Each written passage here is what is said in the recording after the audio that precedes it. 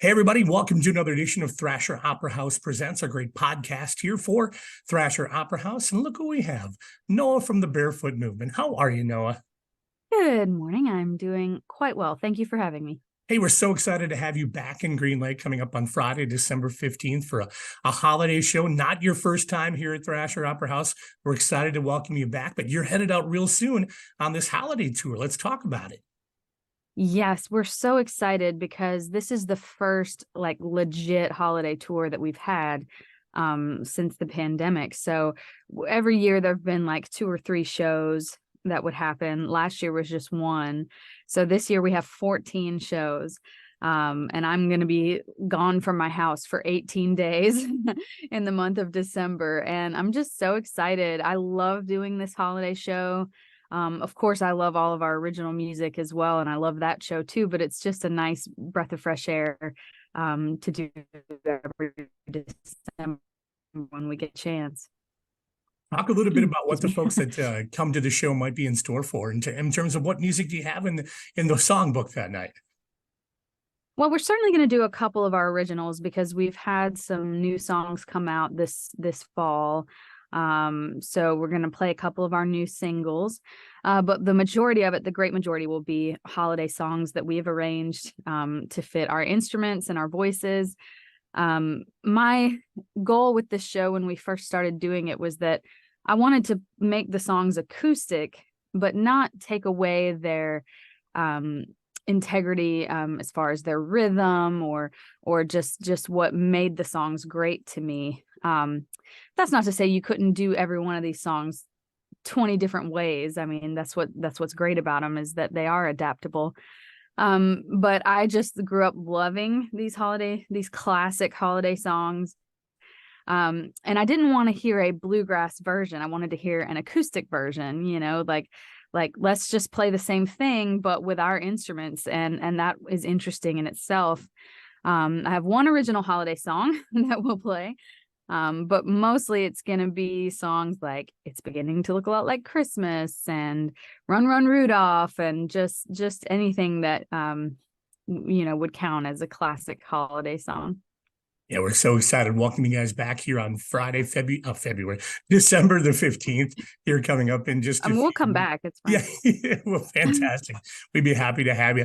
Hey, no, I know you guys just recorded and just kind of released the new music with Jens Kruger from the Kruger Brothers. Talk a little bit about that experience. Yes, Jens is the nicest guy on the planet. I met him through performing at Merlefest. They do a thing called the Hillside Album Hour, which is hosted by a band called the Waybacks. And they always pick an album and the crowd doesn't know what it's going to be. And so they work up this album beforehand, and it's a big surprise. And it's just a big tradition at Merlefest. And Jens is always in the house band. He's always the banjo player. And I guess I can't remember how many years ago I got asked to sing harmony. And then they've asked me back a number of times. And I just always happen to be on the side of the stage where Jens is. So during rehearsal and then on stage, he's like my buddy on stage left. And so we got to be pretty good friends. And he asked me to guest on a live stream that they did during the pandemic. They had a really nice live stream set up. And I only live about 2 hours from there. So we drove up and did it, I think in 2021 or 2. I'm not even sure. But the song that we released with him, I performed on the show. And they really liked it. And I just got so used to remembering how that banjo sounded in my head, playing on the recording. So I asked him to guest on it, and he did. And it just made for a great moment on our upcoming album. We always love to give the background stories of how you got into this world of being a performer, right? Talk a little bit about how you got into the scene. So I grew up in a musical family. My mom, a singer-songwriter, and her dad also was a songwriter, mostly a bass player, and he played in various bands throughout the years. And so, when I was first playing fiddle, I could barely squeak out a fiddle tune. They had me come and play for a square dance that he was playing. So I've been doing it for as long as I can remember. I've been singing even longer than I played fiddle. I mean, once they figured out that I could sing, I just never stopped. I wouldn't shut up. So I've been a performer. I did show choir, I did musical theater and regular theater, and just all those things, and performing really is just a part of my very core, just my blood, who I am. And so for a while, I didn't know, was I going to be an actress? Was I going to do this? Was I going to do that? But I could play the violin, and singing was obviously the thing I was best at. So I just, when it got closer for high school to be over and started thinking about where I was going to go to school, I heard about East Tennessee State University, who has a bluegrass, old time, and country music program. At the time, it was just a minor. So I went there and majored in broadcasting and minored in bluegrass.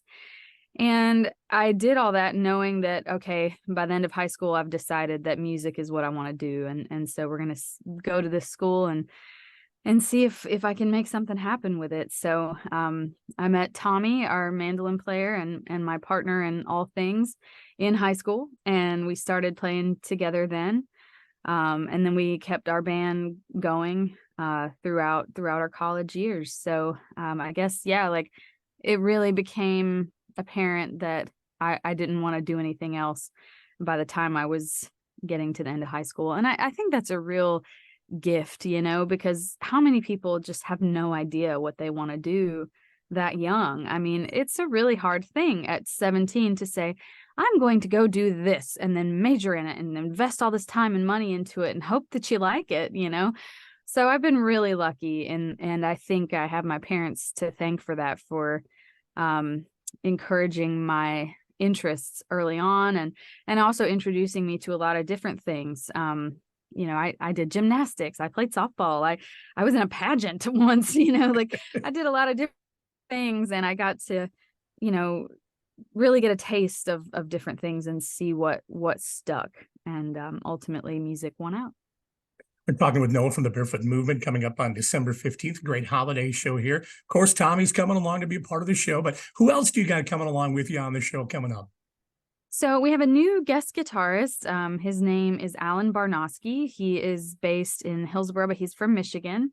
So we'll be bringing him back up to his general region of what he's familiar with.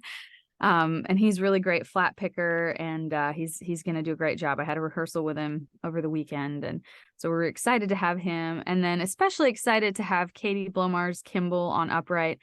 I think, if I'm not mistaken, just about every time we've played the Thrasher, she's been with us. She was our longtime upright bassist. She was with us for 7 or 8 years, full time.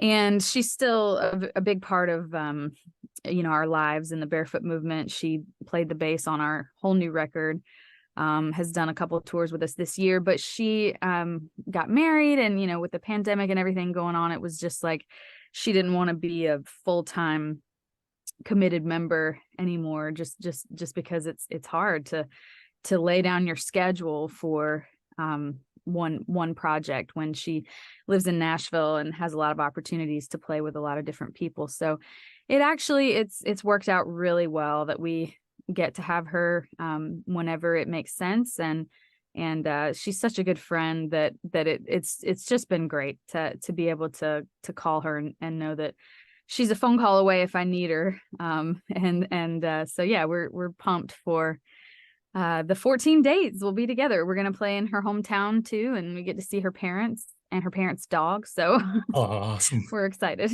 Absolutely. So I'll be honest, my gateway to the Barefoot Movement is through a bunch of covers that you guys had on Spotify, in a variety of different genres, from the Beatles to Ozzy to System of a Down, all in the mix there. That whole wide breadth of different kind of styles and genres, and the way you're able to bring it into what you do. How do you go about like selection on those things, or like, is it just tunes you guys dig, or what's going on with that? Well, for the most part, those covers were requested by fans. We did that as a way to keep active during the pandemic. So when we first started, it's spring of 2020, and we're like, what are we going to do? All of our shows are canceled. We started doing a thing called the Barefoot Movement Variety Show, and we would have guests come on and through Zoom and play. But it was frustrating because our band was spread out. We couldn't be together to perform together. And even though we could perform individually, it was just hard for, Mhm. us to make the sounds we were used to. So we got used to recording a song a week from our home, maybe sometimes more. And we put it out there for our fans to request. And we did, it was like, for a little bit of money, we would play whatever they wanted. And so ultimately what happened, that got us through the pandemic, recording songs for people. There were a couple that I picked myself. The System of a Down was me, because I'd always wanted to do that. And that Such was a towards, rad tune. yeah, Such a rad tune I too. know it was always meant for banjo, in my opinion. No, of course I love the original, but, we, towards the end, after things had started to come back, and I started picking them a little bit myself, but so when we got through it all, I had all these songs that were just sitting there, on YouTube, and I wanted to get them on the streaming services and everything. And so we felt like people paid us to do this, and it really helped us during this challenging time. So what we did was we put them on Spotify, and wanted to pay it forward. And so every time that you stream any of those songs on any of the streaming services, or if you purchase them, you can get them from our website. All of the money goes to an organization called Souls for Souls, which is like souls for souls. Sure. And they basically give shoes to people all over the world, and lots of cool humanitarian things that they do. But it started out as shoes, like you just wouldn't believe what a difference a pair of shoes can make, to set somebody up for success, when they really don't have any. So anyway, that's why we called them Covers for a Cause, if you find them. Before that, there were a couple others, Crazy Train, and I think we did a Creedence tune, and a Flying Burrito Brothers tune that were just covers that we had put out, on other releases. But all the Covers for a Cause, and I think there was 11 that we finally selected to get on the streaming services. That every time you stream them, it's supporting a good cause. So stream away. Yeah, thank you for your kindness and your generosity on that. What an amazing thing that is for people. So it's really appreciated. Well, we just felt like we owed it to, well, first of all, I'd always wanted to do something. And for the years, you think we're such a small band, and what can we do? We're that would really make a difference. But at some point it was like, it doesn't matter how big it is, anybody can do something. And after the generosity people showed us, it only seemed right to pay it forward. Hey, Noah, I really appreciate your time today. We're looking forward to seeing you all back here at Thrasher Opera House coming up on Friday, December the 15th. Grab your tickets at thrasheroperahouse.com. Enjoy the first couple of dates of the tour, travel well and travel safely, and we'll see you real soon. All righty. Thank you. Thank Can't you wait. so much. Take care.